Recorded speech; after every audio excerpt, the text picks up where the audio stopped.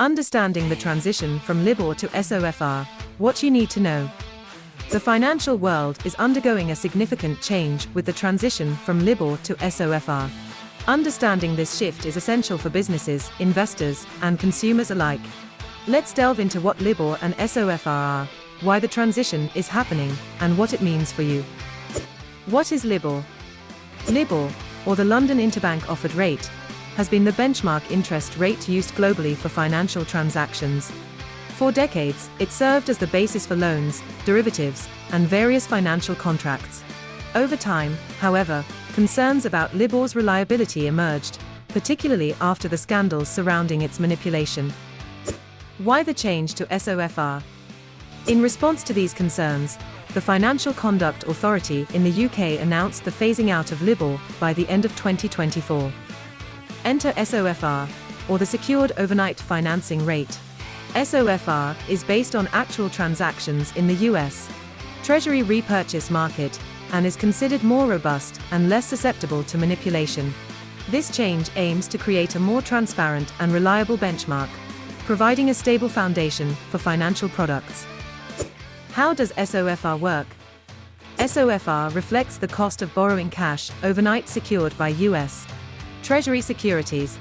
The rate is published daily by the Federal Reserve Bank of New York, providing real-time access to current borrowing costs in the financing market. Unlike LIBOR, which published rates for various maturities, SOFR is an overnight rate. To provide businesses and consumers with a benchmark linked to SOFR, financial institutions may use a spread adjustment. This adjustment helps account for variations between the two rates due to their different underlying structures. What should businesses know? If your business has existing agreements tied to LIBOR, now is the time to assess your exposure. Many financial institutions have already begun the process of converting LIBOR-linked contracts to SOFR. You should review your loan agreements, derivatives, and any other financial products that might be affected by this transition. Engage with your financial advisors to understand how these changes will impact your cash flow, costing, and risk management strategies. Keep in mind that some contracts may include fallback language, outlining the process for transitioning to an alternative rate like SOFR. Consumers and SOFR. For everyday consumers, the transition might not be immediately noticeable. However, it could affect loans and mortgages tied to LIBOR. Monitor any communications from your lenders regarding changes to your loan agreements. Mortgage products may offer rates based on SOFR moving forward.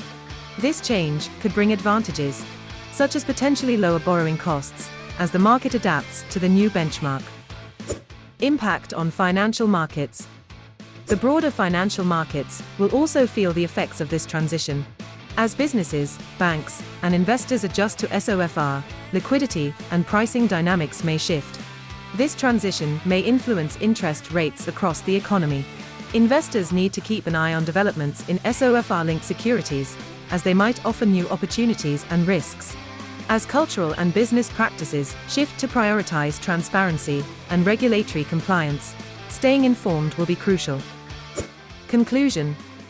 The transition from LIBOR to SOFR represents a monumental shift in the financial landscape.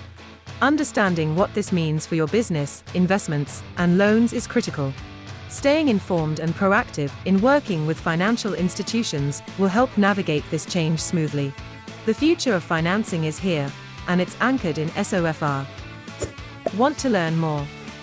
Claire Trifle on LinkedIn